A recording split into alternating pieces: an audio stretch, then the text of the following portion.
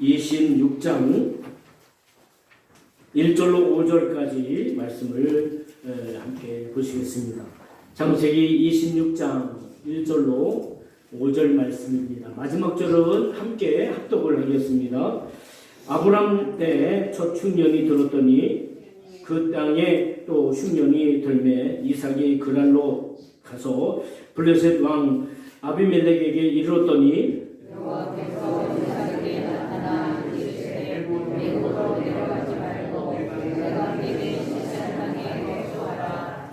이 땅에 거류하면 내가 너와 함께 있어 내게 복을 주고 내가 이 모든 땅을 너와 네 자손에게 주리라. 내가 내 아버지 아브라함에게 맹세한 것을 이루어 내 자손을 하늘의 별과 같이 번성하게 하며 이 모든 땅을 내 자손에게 주리니 내 자손으로 말미암아 사람이 복을 받으리라. 같이 읽습니다. 이는 아브라함이 그 말에 순종하고 내 명령과 내 계명과 내 율례와 내 법도를 지켰습니다 하시니라. 아멘. 사랑합니다. 아멘. 할렐루야. 많이 맞추었어요. 여러분들 만나면 행복하고요. 여러분들 만나면 좋습니다.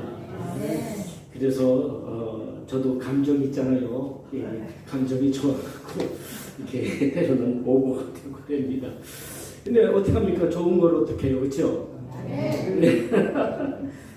자, 오늘 창세기 26장 1절로 5절 말씀을 가지고 흉년을 복으로 혁신하라는 제목으로 말씀을 함께 나누겠습니다. 우리가 영적 전쟁이라고 하는 부분을 이제 더 깊은 또는 어떤 내적인 부분을 가지고 많이 할 수 있는데 제가 이제 세 가지를 이렇게 생각해 보려고 했어요. 그래서 지금 한 3주 전에는 내적인 전쟁, 우리 안에서 있는 내적인 전쟁. 그 다음에는 부활주일 지지난주에는 관계 속에서 있는 전쟁, 그 전쟁. 그리고 오늘은 환경 속에서 있는 전쟁에 대한 부분으로 말씀을 같이 나눌 겁니다. 환경 속에서 우리는 불가능한 환경 속에 살잖아요. 때때로 현실의 어려움에 대해서 우리는 부정적인 생각도 하고 부정적인 선택을 할 때가 많이 있죠. 이럴 것 같으면 이러니까 내가 떠나지, 내가 포기하지, 내가 말지, 이렇게 환경적인 부분에 대해서 우리가 이렇게 싸움을 하지 않고 그걸 이겨내려고 하지 않고 그냥 거기에 동화된다든지 아니 거기 앞에 무릎을 꿇는다든지 이럴 때가 많이 있잖아요. 근데 어떤 상황에서도 우리는 환경을 벗어날 수가 없어요. 이 환경을 우리가 무시할 수도 없습니다. 여러분, 이런 입장이 당장은 부정적인 생각이나 부정적인 결정은 당장은 안심할 수 있지만 결국은 현실을 벗어날 수 없습니다. 우리가 절대로 이렇게 집에서 방콕을 한다고 또 이제 이 공동체를 떠나서 저 산속에 들어간다고 그래도 현실을 벗어날 수 없어요. 방콕에도 그 방 안에도요 그것도 하나의 환경이 있고요. 아니면 저 산속에 들어가도 그것도 역시 환경은 환경이에요. 벗어날 수는 없습니다. 그러나 이러한 환경조차도 저는 그렇게 보거든요. 하나님이 사람을 만들어 가시는 하나의 부분으로 볼 수 있는 거죠. 그러니까 이 환경이 왜 이렇지? 내가 좀 형통하면 좋은데, 내가 좀 편안하면 좋은데라고 하지만 그 환경조차도 하나님이 나를 만들어 가시고 나를 세우시는 하나의 부분이다 라고 하는 것을 우리가 의식하고 그 환경에 대해서 대한다면 환경이 두렵지 않죠. 결국은 하나님은 나를 세우시고 결국은 하나님은 우리를 복되게 하시기 위한 그런 모습이 아니겠냐는 것이죠. 오히려 그래서 더 적극적으로 우리가 나가야 되고요. 우리에게 환경 속에 사는 우리를 향해서 주님은 뭐라고 말씀하셨냐면 너희는 세상의 소금이다. 너희는 세상의 빛이다. 이렇게 말씀하셨어요. 그러니까 하나님 이 더러운 세상 못 살겠습니다. 어두워서 못 살겠습니다. 썩어서 못 살겠습니다. 라고 말하면 주님이 말씀하신 거예요. 내가 그래서 그랬잖아. 너희는 세상의 빛이야. 너희는 세상의 소금이야. 그러셨군요. 라고 말할 수밖에 없죠. 하나님 왜 세상이 이렇습니까? 왜 우리 집이 이렇습니까? 왜 우리나라가 이렇습니까? 왜 우리 교회가 이렇습니까? 라고 막 우리가 불평하고 막 화를 내지만, 그러나 주님이 말씀하시는 말씀이, 그래서 너를 세상의 빛이라고 말했고 너를 세상의 소금이라고 말했지 않냐. 환경에 따라서 움직이는 것이 아니라 오히려 그 환경을 혁신하라는 것이죠. 그래야 그것이 복이 될 수 있다는 것을 말씀해 주셨던 것을 보게 됩니다. 본래 사람에게 줬던 환경은 어떤 환경이 최고의 환경이었죠. 우리가 창세기 1장을 이제 여러 곳을 보게 되면 뭐라고 말씀이시죠? 하나님이 빛을 만들고 또 궁창을 만들고 또 땅을 만들고 하시면서 보시기에 좋았더라. 보시기에 좋았더라 라고 말씀하셨어요. 이 보시기에 좋았다라고 하는 것은 하나님이 그냥 자아도취에 사실 분이 아니고 장차 그곳에서 하나님의 형상을 받은 사람들이 살 걸 생각할 때 보시기에 좋았다고 하는 것이죠. 그래서 좋았다, 보기에 좋았다라고 말씀하신 거라는 사실 우리가 인지하는 것이 중요하겠죠. 자, 그래서 하나님이 본래 주신 이 환경은 굉장히 좋은 환경이었어요. 걱정, 근심, 염려, 추위, 더위 이런 것에 대해서 우리가 조금도 무서워할 필요가 없는 너무너무 좋은 곳이 바로 첫사람들이 있었던 에덴 동산이라고 볼 수 있을 것입니다. 인간의 죄는 그런데 이 에덴을 잃어버리게 만들었어요. 너무 좋은 환경을 잃어버리고 너무 좋지 않은 환경으로 사람들이 내팽겨쳐진 거예요. 왜냐하면 하나님의 그 환경을 통해서 사람을 만들어 가시기 위한 하나님의 또 다른 계획이 있기 때문에 그런 것이죠. 부모님들이 자녀들을 학교로 보내죠. 이렇게 자녀들 우리 교회 어린이들도 보고 이렇게 보면요, 학교 가는 거 별로 좋아하지 않죠. 학교 가는 거. 여러분은 어떻게 직장 가는 거 좋은가요? 재밌으신가요? 아마 우리 김정환 장로님 외에는 아마 다 별로 안 좋으실 거예요. 김정환 장로님 기쁨으로 가시니까. 아멘. 예, 장로님 아멘을 안 하시네. 자, 그런데 보세요. 그 에덴 동산에서 주신 말씀, 그 에덴 동산을 쫓겨나서 사람에게 주어진 환경이 어떤 환경이 되었어요? 창세기 3장 17절을 보게 되면 수고하여야 살 수 있다. 수고하면 살 수 없다. 그러니까 일하지 않으면 살 수 없다. 바울도 그런 얘기했죠. 일하기 싫으면 먹지도 말아라. 그런 얘기를 했던 것을 보게 됐죠. 창세기 3장 18절에 보기도 뭐라 했어요? 땅이 가시덤불과 엉겅퀴를 낼 것이다. 아니, 농사 지을 때 비료 주지 않아도, 가꿔주지 않아도, 갈아주지 않아도 왜 엉겅퀴나 이 풀들은 그렇게 잘 나오는지 몰라요. 아주 기가 막히게 잘 나오죠. 근데 그것은 사람에게 주어진 환경의 한 부분이라는 겁니다.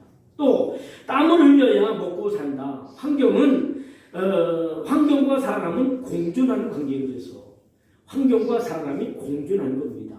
원래는 사람이 다 다스리고 정복하고 충만케 할 수 있는 능력이 있는데 그 모든 권한과 권세를 다 잃어버렸죠. 그래서 이제는 우리는 본의 아니게 환경과 싸우게 됩니다. 그래서 여러분, 우리가 찬양을 함께 불렀는데 그 찬양도 다 환경적인, 바다에 대한 환경, 사막에 샘이 넘쳐오리라는 환경, 또 우리가 결단을 부를 수 있는 찬양도 다 환경적인 요소를 제가 찬양을 찾아서 고민하다가 이렇게 찬양을 넣었거든요. 근데 환경적인 부분이 다, 그러니까 우리에게 환경은 복잡하고 다양한 요소가 있어요. 환경이 정말 복잡하고 다양한 요소가 있어요. 여러분, 출애굽의 여정을 여러분 관점에서 보시자고요. 이스라엘 백성들이 출애굽을 했으면 그 다음부터는 오솔길을 가든지 아니면 넓은 고속도로를 가든지 해야 될 거 아닙니까? 길이 얼마나 힘든지 얼마나 어려운지 그들이 길 때문에 하나님께 불평했다고 말했어요. 실제로 저는 유대 애굽 환경, 애굽을 나와서 가는 그 사막도 가봤고 또 유대 광야도 가봤습니다. 근데 그 광야가 우리가 때로는 이렇게 텔레비전을 볼 때 있는 것처럼 그 사막같이 고무리도 쫙 있는 게 아니에요. 그 고무리도 거닐기가 쉽지 않지만 그렇지만 거기에 돌도 있고요. 길이 별로 이렇게 정말 절대로 편안하진 않습니다. 더군다나 이스라엘 백성들이 가는 그 길은 원래부터 있었던 길이 아니에요. 길이 없는 데를 가는 거예요. 길이 없는 데를 길을 만들어서 가는 거예요.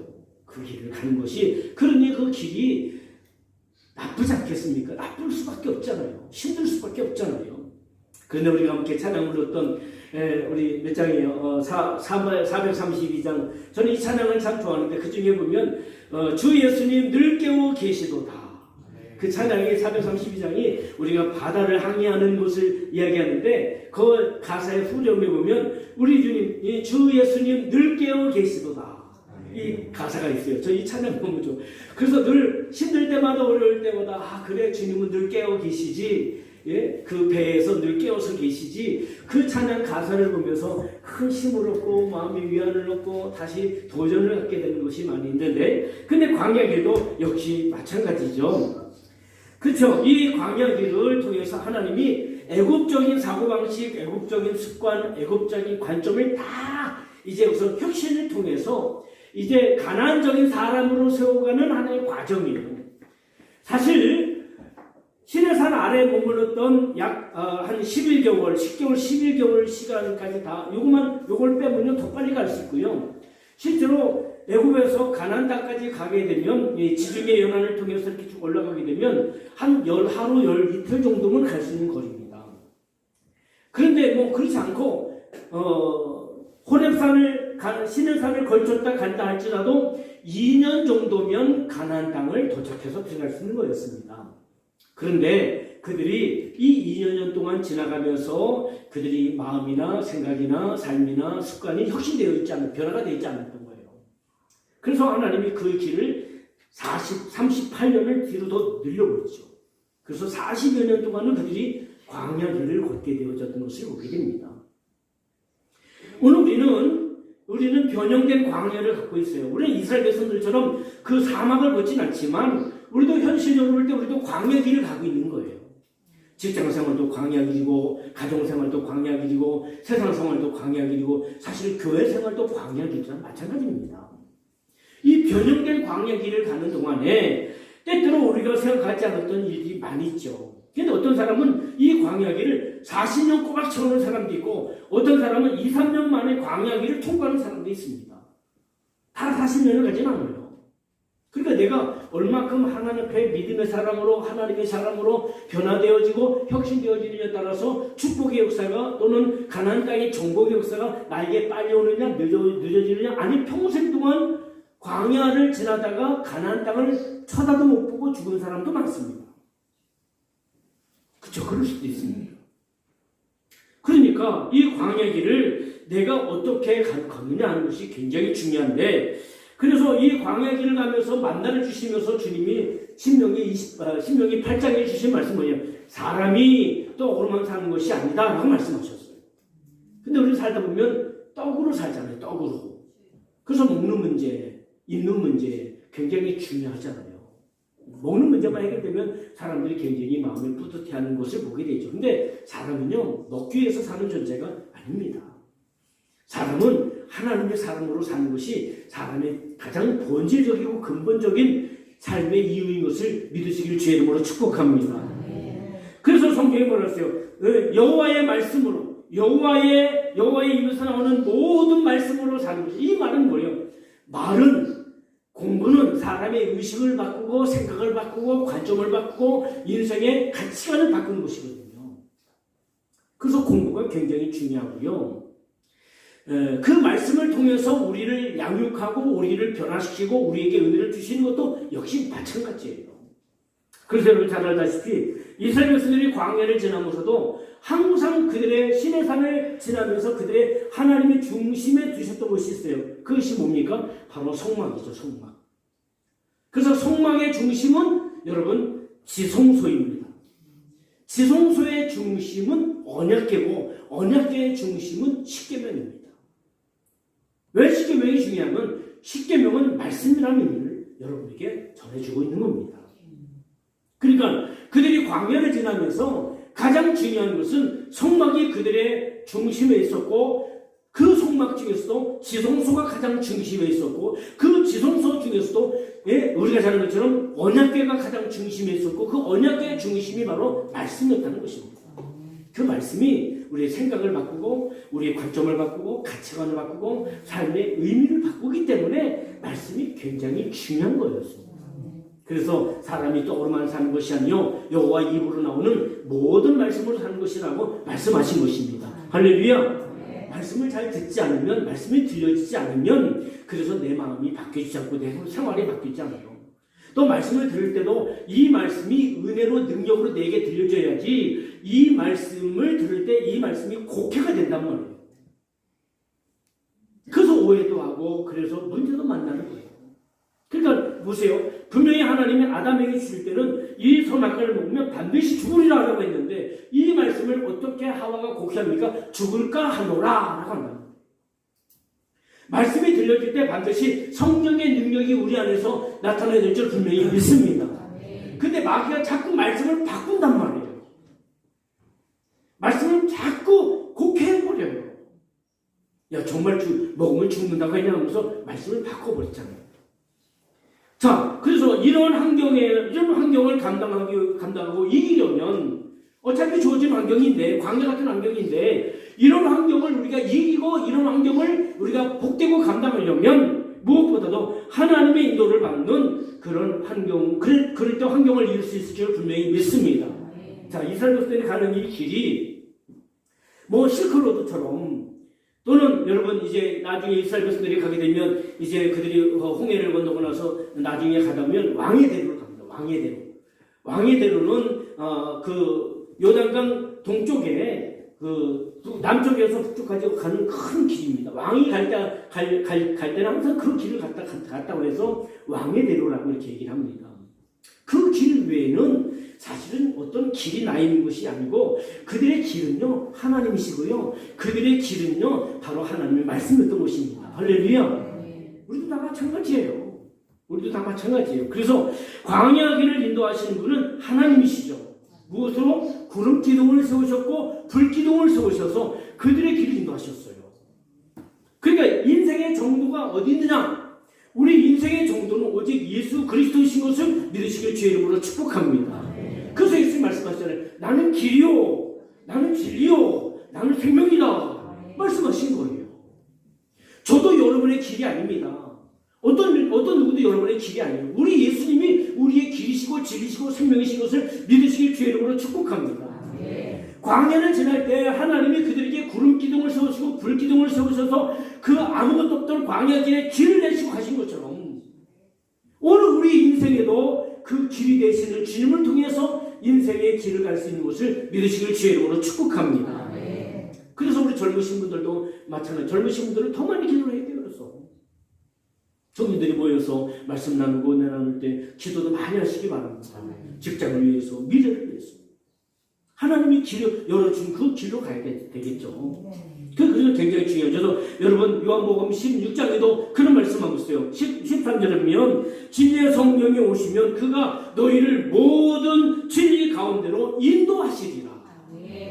성령을 주신 이유는 우리에게 능력을 행해서 귀신도 쫓고 병도 고치고 기적도 행하고 능력도 행하기 위해서가 아니라 우리를 진리 가운데로 인도하시기 위해서 성령이 우리 안에 오셔서 구름기둥이 되어주시고 불기둥이 되어주심으로 우리 인생을 이끌어 가시기 위해서 성령을 보내주심을 말씀하고 있는 것입니다. 할렐루야. 실제로 신약성경 사도행전에 보게 되면 성령이 그 제자들의 사역의 길을 인도하셨던 것을 보게 됩니다. 그래서 하나님의 인도를 받을 때 광야 같은 이 어려운 환경을 오늘 우리가 이겨내고 감당할 수 있을 줄 분명히 믿습니다. 이 어렵고 환경이 힘든 이 환경을 어떻게 이길 수 있습니까? 현실의 환경을 우리가 피하거나 그 현실의 환경에 흡수되거나 그 현실의 환경에서 벗어날 수가 없어요. 그러면 어떻게 합니까? 이 현실의 환경을 이기고 감당하려면 우리가 도전해야 합니다. 어떻게 도전합니까? 오늘 본문에 보세요. 이삭은 하나님의 인도를 받습니다. 그래서 근데 당시에 아브람 때도 그랬는데 이 이삭 때에도 그곳에 10년이 드는 거예요. 그래서 이삭이 일단 거하던 곳보다 조금 밑으로 내려갔어요. 그것이 그랄이라는 곳입니다. 이 그랄은 바로 이스라엘 지도로 보면 남서쪽에 있는 곳입니다. 블레셋 지점이 있는 거예요. 그곳에서 이렇게 있어서 있다가 너무 거기도 힘드니까 안 되겠다. 애굽으로 내려가야 되겠다. 왜 애굽으로 내려가려고 했냐면 애굽에는 여러분 중요한 강이 있죠. 바로 나일강이 있어요. 나일강. 이 나일강은요. 물이 항상 범람하는 곳이라요. 물론 특별히 범람할 때가 있지만 대개 그 나일강 부근에는요. 항상 그야말로 물이 있기 때문에 그곳은 그래도 굉장히 농사 짓거나 어떤 밥을 먹고 사는데 굉장히 도움이 되는 곳이었어요. 그래서 자기 마음에 생각하기를 내가 애굽으로 내려가야 되겠다 생각하고 있는데 하나님이 이삭에게 말씀하시는 거예요. 야 이삭아, 애굽으로 내려가지 말고 내가 너가 지시할 땅에 있어라 라고 말씀을 하셨어요. 근데 어떻게 사실 이삭으로서는 가장인데 생각 안 할 수 있습니까? 여기 저희 땅은 굶어 죽게 생겼잖아요. 10년이네. 어디서 먹을 것이 날 것이며 어떻게 진성을 이룰 것이며 어떻게 가정을 이끌어갈 수 있겠습니까? 사실 불가능한 얘기예요. 근데 하나님 거기 머무르라는 거예요. 어떻게 머물 수 있겠습니까? 그들 같이 그곳을 향해 가야죠. 근데 이삭이 그곳에서 머물게 됩니다. 환경이 너무 좋지 않잖아요. 환경이 너무 어렵잖아요. 그 좋은 환경을 통해서 좋은 환경을 위해서 떠나가야 되는데 하나님이 머무르라고 하니까 머물러야 되는데 어떻게 머물냐 말이에요. 2절의 말씀을 보게 되면 내가 내게 지시하는 땅에 거주하라. 그러고 나서 그날에 머물렀다라고 말했어요. 애굽에 내려가면 날강도 있고 날강이 있기 때문에 식소들을 굶기지 않고 식사들을 다 이끌어가는데 굉장히 유익하고 굉장히 좋은 환경인데 하나님이 머물러라 하셔서 머물긴 하는데 어떻게 머물냔 말이에요.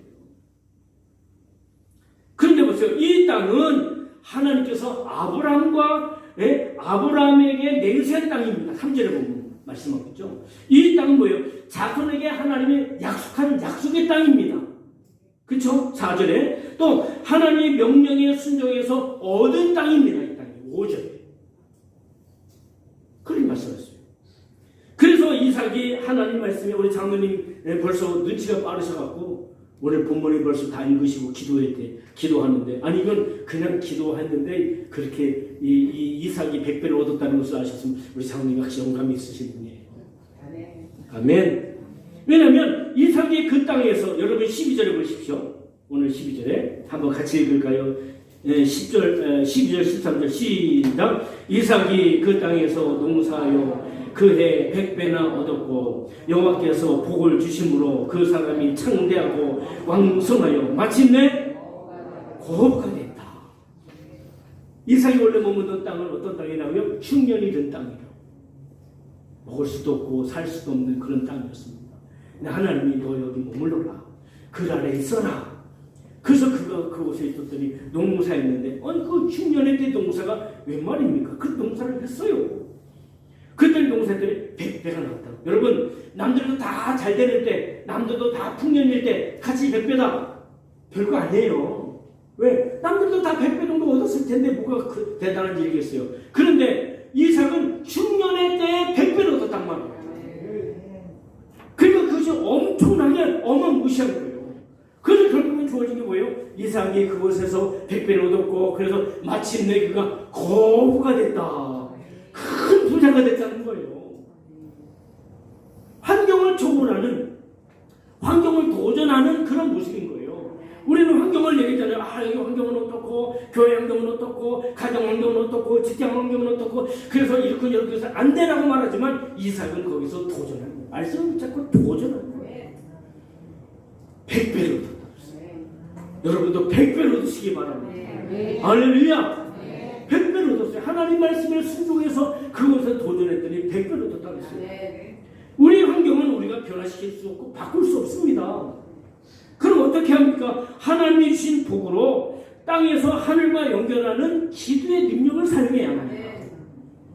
여러분 이 광야를 이기는 능력이 기도에 있습니다. 왜 그러냐면 여러분 잘 아는 것처럼 엘리야를 보십시오.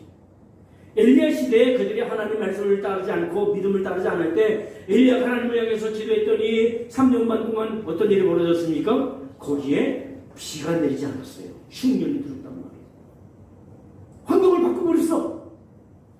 다시 하나님 앞에 엘리야가 그 문제를 가지고 갈매산에서 기도할 때 하나님께 기도했더니 하나님께서 조그만 조각구름을 띄워줬어요. 처음에는.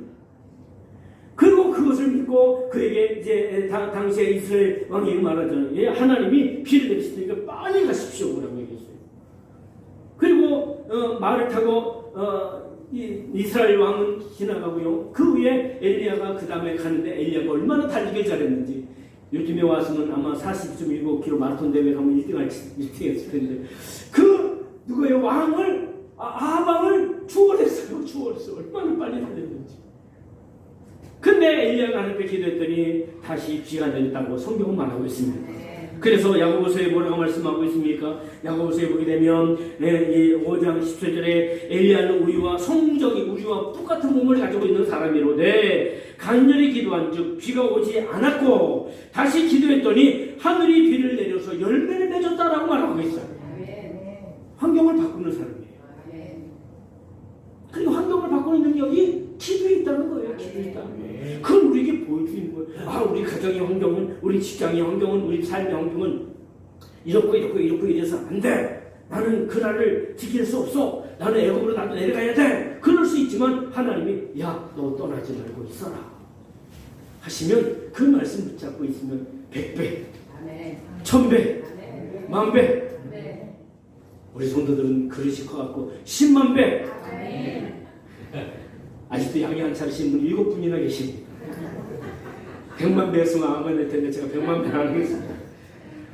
기도를 사용했더니 기도를 사용했더니 능력을 줬어요. 우리가 지지난주 말씀 나눴잖아요. 여러분, 기도는 문제를 말하는 것이 아니라 하나님의 언약의 말씀을 말하는 거예요. 언약을 고백하는 거예요. 언약을 시인하는 거예요. 그걸 시인하는 거예요. 그래서 여러분 병원 가시면 때로는 뭐가 어떻다 그게 내 마음에 딱 들어가 있으면 안 돼. 물론 의식은 해야 되겠지만 그게 나를 주관하고 주도하면 안 돼. 왜? 벌써 내 마음이 어떤 분이 그런 얘기했다면 우리 사람의 심장에는요 심장을 싸고 있는 것이 있다는 거예요. 잘 보이지 않지만 그거를 일명 심보라고 한다는 거예요. 심보가 깨끗하고 좋아야 된다는 거예요. 근데 전혀 의학적으로 어딘지 어떤 건지 알 수 없대요. 여러분, 우리의 심보는 예수님 보가 되어야 될 줄 믿습니다.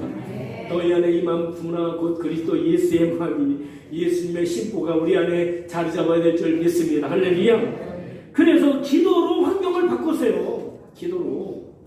이삭은 말씀을 도전해서 환경을 바꿨고, 그렇죠. 이스라엘 백성들은 여러분 보세요. 그 모든 환경을 주님의 인도를 통해서 환경을 바꿨고, 또 여러분 네 번째는 하나님께 부름받은 자로서 사명을 감당할 때 하나님 환경을 바꾸시는 줄 믿습니다.